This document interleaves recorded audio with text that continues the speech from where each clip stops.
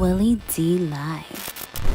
To give some like brief backstory, I was on the Tom Joyner cruise performing, and I tore that shit down.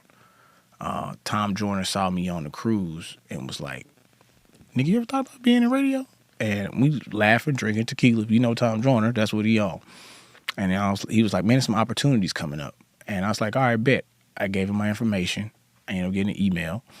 And then I didn't hear shit for like about 6 months. I was in Atlanta doing a show at Uptown Comedy Corner.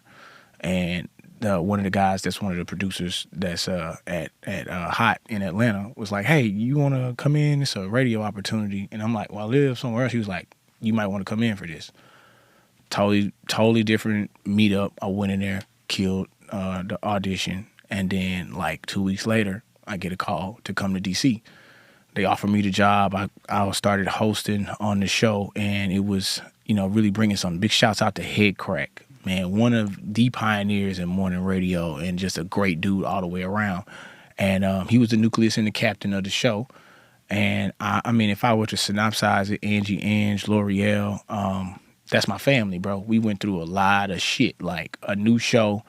We got hit with a lot of politics as well as the pandemic. That really changed the landscape where most shows can brand and build on who we were. We couldn't do that because we were too busy informing the country, talking to the CDC, trying to keep people informed. A national, international, global crisis. It's hard to keep people up, and then you got the nucleus of our people weren't going to work anymore, which is where that show got its bread and butter from. Now when we had all these big dreams of how we were going to keep our salaries and things that we were doing, they couldn't afford to do it with what was going on. And I mean, to be quite honest, radio is taking a big dive because that's a generational thing. Technology is offering so many platforms, much like this, where people can hear what they want to hear when they want to hear it.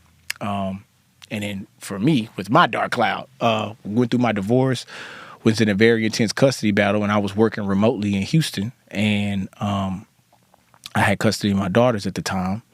And it was a choice of, they wanted me to come to Atlanta to come back into the studio, and I couldn't leave my girls. They didn't have no other option at the time. Their mom wasn't in the state, and it was a hard decision for me, but an easy decision for me at the same time, because as men, when you a part of your family as a father and as a captain, you're gonna be the person to take the L's, and I didn't count it as an L. I counted it as my daughters needed me there, and I'll do that same decision 1,000 times over, choosing my family first, because God will always provide a way, and He has. So now how did that work out though? Because typically the mother ends up with the kids. Well, we went through court at the time.